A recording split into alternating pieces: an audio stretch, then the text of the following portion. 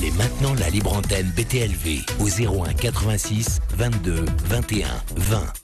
01 86 22 21 20. Et Pascal Fechner nous a rejoint. Je crois que ça fonctionne, qu'on a la liaison. Bonsoir Pascal. Salut Bob, j'espère que vous m'entendez bien. Oui, ravi, ça y est, on a le son et l'image. Donc on est ravi de t'accueillir sur BTLV pour évoquer donc cette actualité ufologique. On a tous été un peu surpris de ces déclarations. Enfin, pas surpris. Enfin, moi, j'ai pas été surpris. C'est-à-dire qu'en fait, ça apporte de l'eau au moulin qui avait déjà été ouvert, hein, ce moulin, depuis quelques mois, avec Louise Elizondo, etc. Avec tous ces sénateurs qui avaient dit, attendez, maintenant, ça suffit. On veut avoir ce rapport, on veut avoir des informations. Ça valide un peu plus finalement le phénomène, Pascal. Ouais, tout à fait, puisqu'après les politiques comme Harry Reid ou Marco Rubio, qui est à l'origine du rapport qui va découler en juin, là, John Ratcliffe, c'est pas n'importe qui, puisque c'est l'ancien patron du renseignement américain. Grosso modo, c'est comme le patron de la DGSE, mais puissance 10 aux États-Unis. C'est lui qui, dans les briefings au président, choisit les informations qu'il va lui transmettre ou pas. Donc c'est un poste quand même éminemment important en termes de renseignement.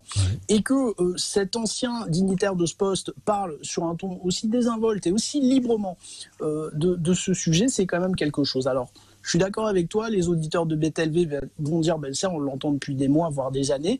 Mais là, encore une fois, c'est un discours qui devient et donc qui commence à rentrer dans le mainstream des Américains. Et ça, c'est très intéressant. Bah, c'est ça qui est le plus important. C'est-à-dire qu'en fait, il y a une validation qui est arrivée par l'armée, d'abord par une divulgation. L'armée a pris l'US Navy a pris le dossier en disant oui, il y a la réalité du phénomène. Et là maintenant, il y a effectivement Harry Reid qui a tout fait, il y a Marco Rubio qui est sénateur de Floride, et puis là John Ratcliffe, c'est-à-dire qu'on a la sensation que finalement, on va pas forcément accoucher d'une souris, mais d'un animal un peu plus gros quand même. Écoute, ce qui est bien, c'est qu'on a l'impression vraiment que le sujet est maintenant dans le décor politique américain. Et ça, c'est quand même assez nouveau. Même dans les années 60, on n'était pas là. On a l'impression d'être dans une mêlée, comme au rugby. Et ça continue à pousser, ça continue à pousser.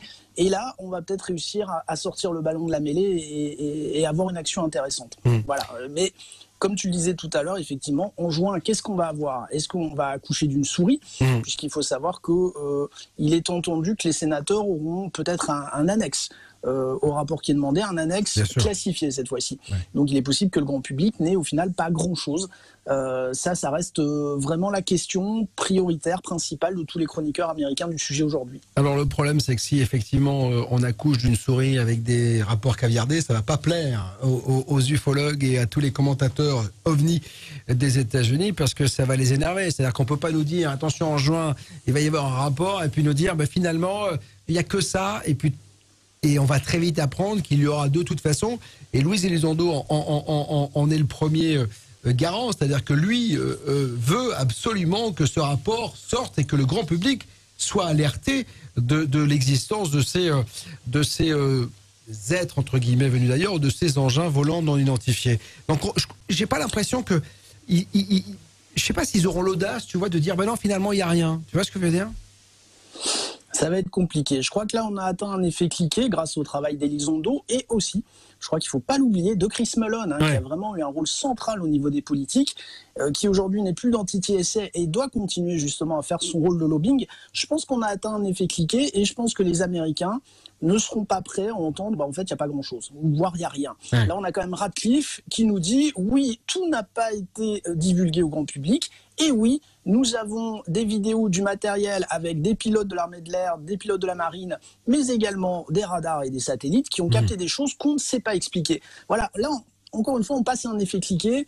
Et encore une fois, de toute façon, l'armée, depuis 3 ans, ne fait que reculer suite au coup de boutoir que lui porte TTSR, entre autres, et au fur et à mesure est obligée d'acquiescer sur des choses qu'elle n'aurait pas voulu rendre au public il n'y a pas si longtemps.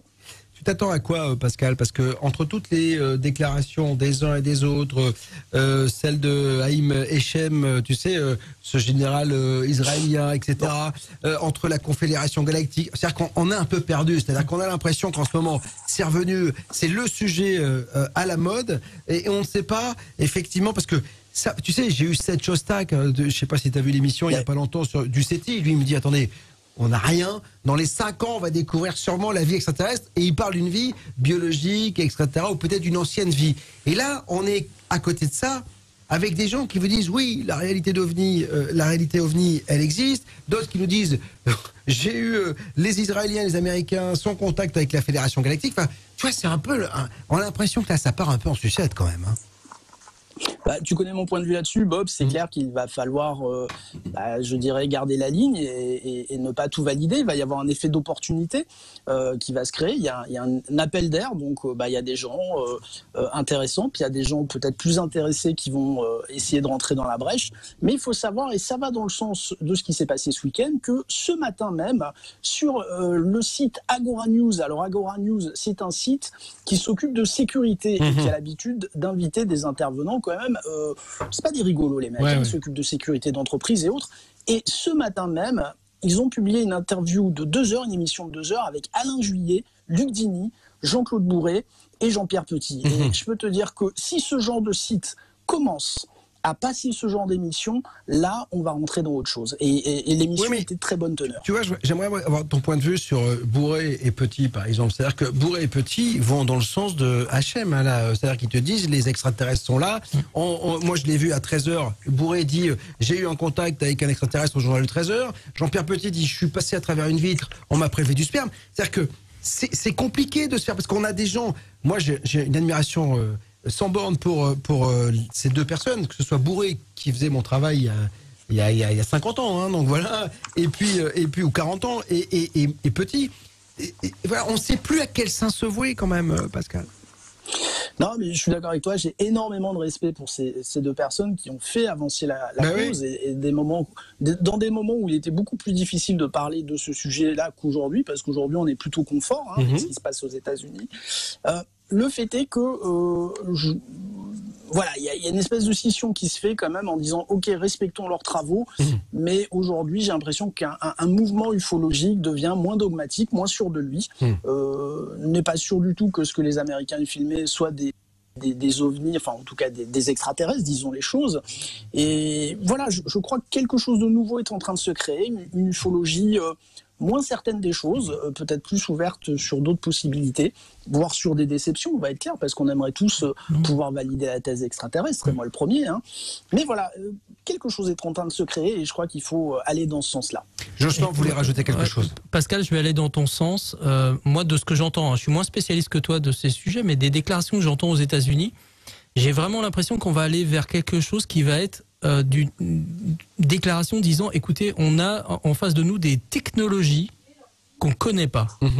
Mais à aucun moment, dans toutes les déclarations, il a été question ni de créatures, ni d'aliens, ni quoi que ce soit, ni même d'extraterrestres. Le mot extraterrestre n'a pas été prononcé. Oui, d'accord, mais si les mecs... Oui, mais ça, les technologies... Oui, mais c'est un début. Oui, mais ils le disent depuis longtemps. Ah non. Si, ils disent qu'on est face à des technologies, des mouvements, des trucs... Oui, enfin, des gens le disent, mais officiellement, l'armée américaine, tout ça, le temps qu'ils le disent, tu vois...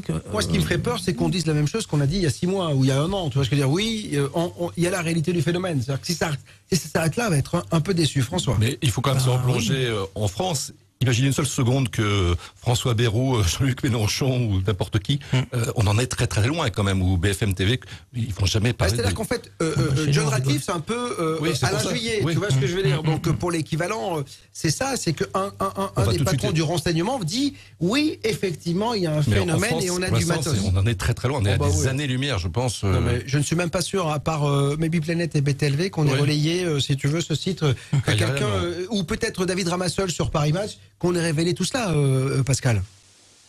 Ouais, je suis tout à fait d'accord avec toi. D'ailleurs, on l'a indiqué dès ce week-end, on est persuadé que David Ramassol va faire un article pour Paris Match qui sera propre, comme il fait d'habitude.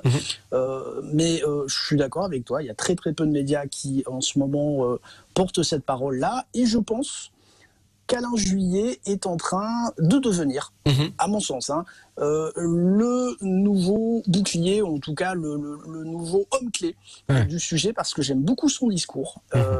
C'est quand même pas n'importe qui, et il n'est pas parlé d'extraterrestres, il est juste à dire, écoutez, moi de mon expérience du renseignement, un secret ne peut pas être gardé aussi longtemps, donc si c'était une technologie qui vient de chez nous, elle aurait fuité à un moment ou un autre. Là, c'est pas le cas, donc il y a des questions à se poser, mais Alain Juillet n'est pas avec une toge et un tambour à dire les extraterrestres sont là.